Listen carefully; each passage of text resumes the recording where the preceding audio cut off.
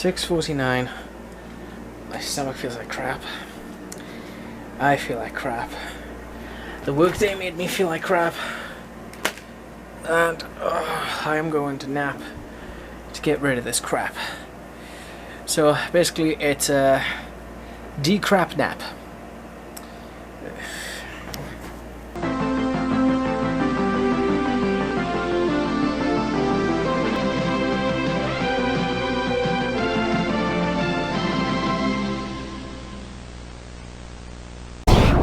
Okay, I'm awake. What's going on? Why am I not on the sofa anymore? Hello there. You've been infected with a virus. Wait, what? Well, technically, Belghast'S has infected you with a virus in which you have to answer questions. Right. But that's not all. He's also tagged these lovely people to do the questionnaire as well.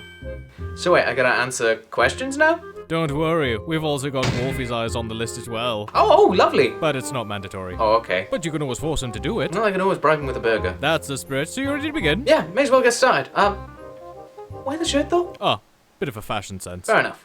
Alright, let's get on with the questions. Okay, so an easy one is, what is your earliest memory? Okay, my earliest memory definitely has to be... Oh, God, when I was very young. And I did talk about this once before, and I'm more than happy to talk about it now, but it was one day that I was staying over my grandparents' house over in the UK, and it was Saturday night, it was the night of the lottery, and I always tell my grandfather, like, oh, grandfather, we haven't done the lottery yet. Oh my God, we haven't done the numbers. So he said, right, scrap a piece of paper.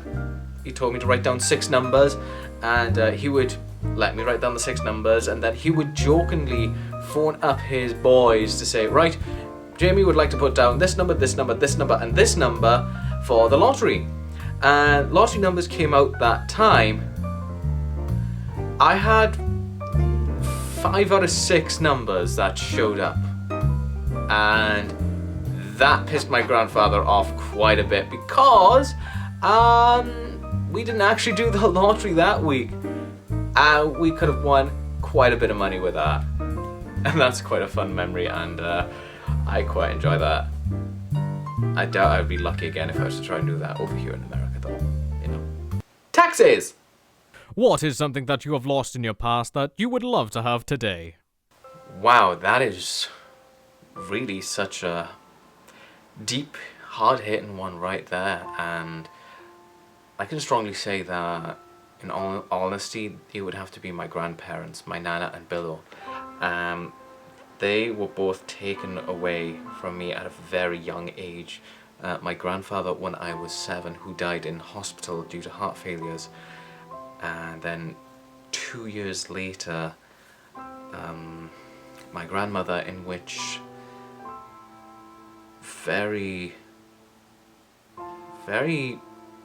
weird to say that on here, but I found her dead on the floor at a very young age, and that image still scares me, you know, to this day, and kind of haunts me because you never know when someone you care and love for could just go like that.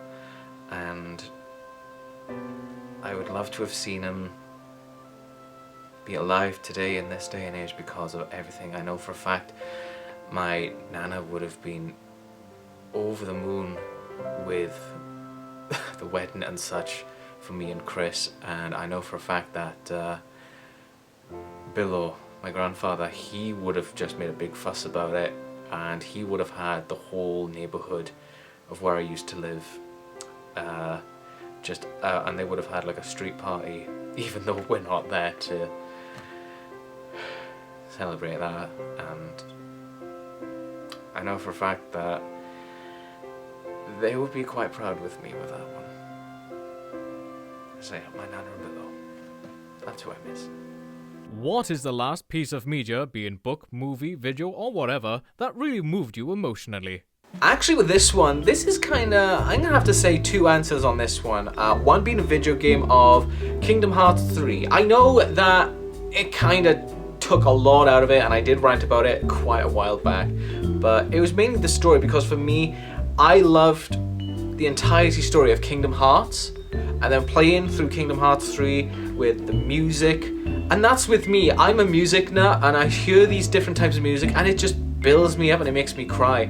And definitely towards the end of Kingdom Hearts 3, when I finished it, I was in full out tears because I thought, oh my god, I've waited so long to know how this ends, and it hasn't turned out the way I wanted it to, but it's still such a beautiful ending to the Xehanort saga, in which, even with, again, the music really gets to me, and it really welled me up thinking, oh my god, this is fantastically beautiful, I like it.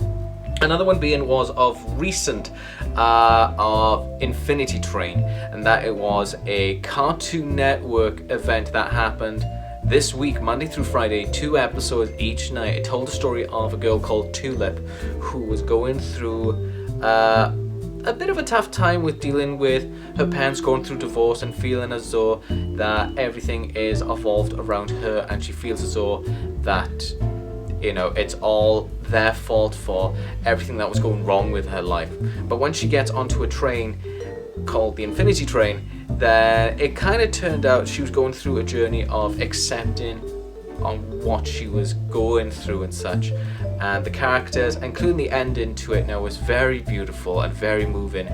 And I don't want to give the spoilers away to what happens at the end, but it's truly something in which you should experience if you feel as though, you know, you need something to help you get through some bad times. I mean, that as well, and there's also a motherfucking cute talking corgi on there, so what can go wrong with that? What was your favourite childhood character, being from comic, movie, literary, or etc.? And has that changed over the years? I will have to say, it's technically not a childhood character, but more because it was airing on Channel 4, and then I grew up with it.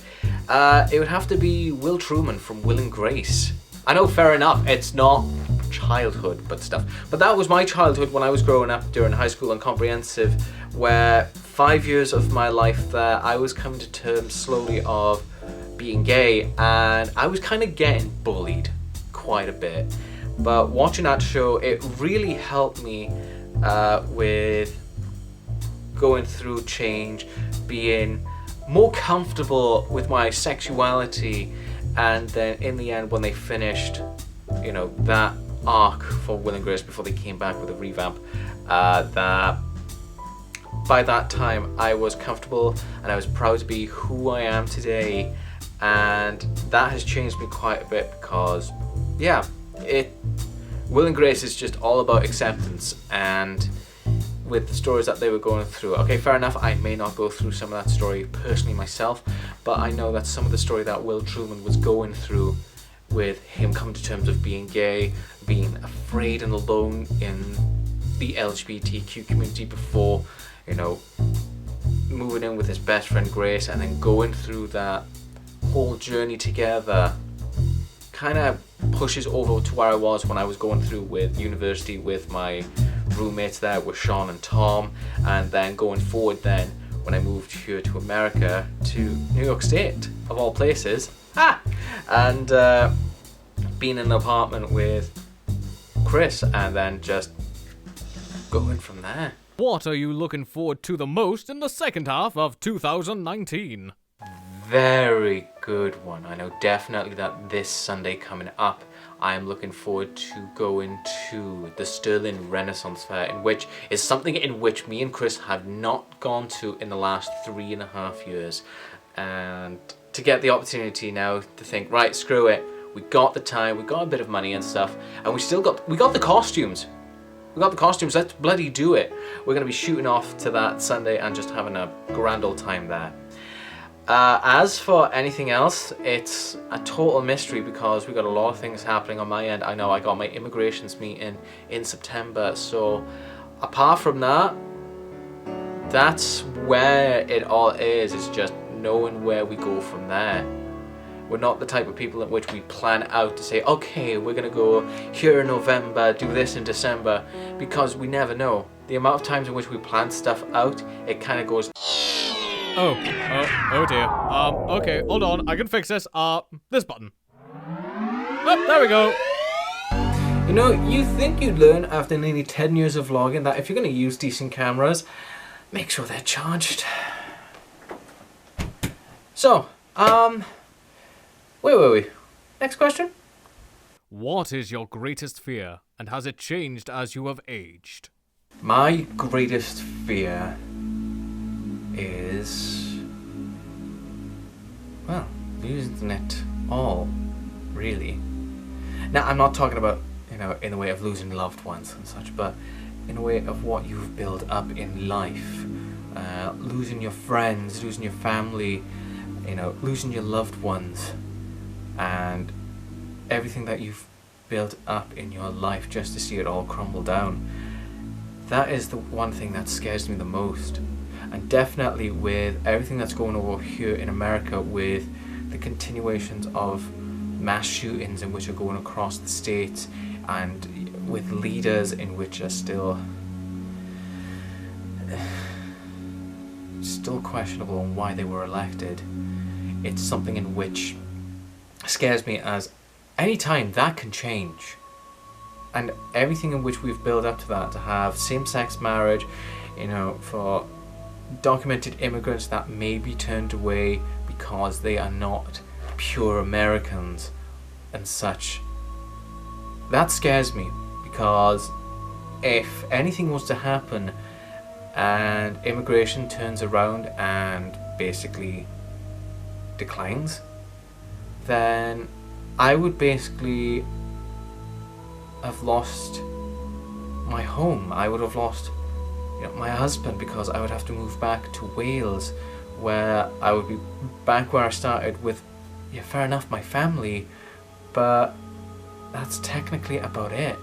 Yeah, there are a few friends along the way that I've made and such, but it would be a little bit more difficult because time zones and such, and it would kind of be a bit more difficult if to try and keep in contact with them and trying to sort stuff out.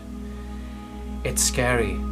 It really is. That's the thing that I fear the most, is losing everything that I've built up to those I hold most dear to my heart.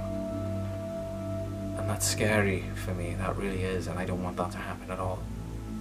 What keeps you engaged in a community over time, and where do you feel most at home? That's interesting, I will say. What keeps me most engaged in a community, and where do I feel most at home? Definitely, I can say what keeps me more engaged in the community is just the same in which I can say with, where do I feel most at home, is those in which feel comfortable with who I am as a whole, that I don't have to put on a show every time. Because in my workplace, I always have to put on this positive, charming, hey, look at me, I'm British and I can do this, this, and this, even though I try to put on an American accent right there. That's, and I have to try and keep that positive feed going, even though deep down inside I feel like shit.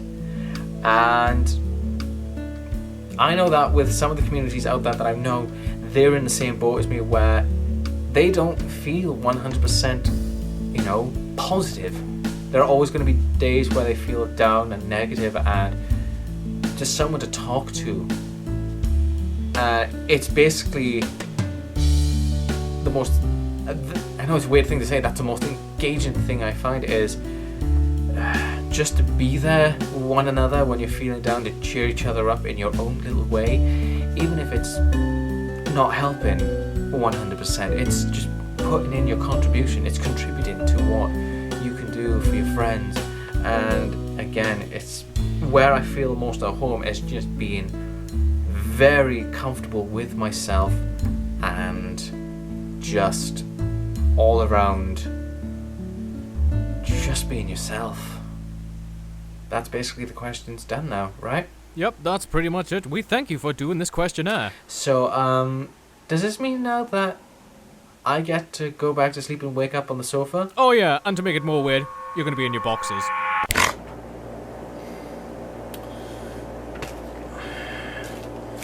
Yeah, lay off the pixie sticks, Jim, next time before napping. Alright guys, so a night I've basically edited, sorting out a lot of things. I'm playing a little bit more Star Trek Online, but I'm going to call it a night because most of the time was spent editing out today's video on the questionnaire, in which I will say was freaking fantastic. And again, I thank Belghast for tagging me in that questionnaire and just for basically letting me answer those questions and stuff. I know it says now, alright, tag a few people in which would be interested. Here's the thing. I don't know. My brain's a bit of a derp. But I think once I know who to tag, I may put that as a reply on my Twitter. Just to say, hey guys, you've been tagged. Good luck with that. I'm gonna be early tomorrow because I am in 10 till 3 tomorrow, I think. But either way, it's another work day. But at least then after that, it's still in. Hell yes. So thank you guys for watching today's little video. Hopefully you have enjoyed, and if you have, as always, don't forget to hit that like button. But I'll see you guys tomorrow for a brand spanking new day, and hopefully it'll be a little bit better than the rest. But until then, take it easy guys. No stop.